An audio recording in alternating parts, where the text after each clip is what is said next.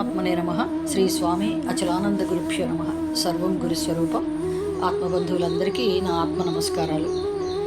ఈరోజు 33, 34, 35 శ్లోకాలు.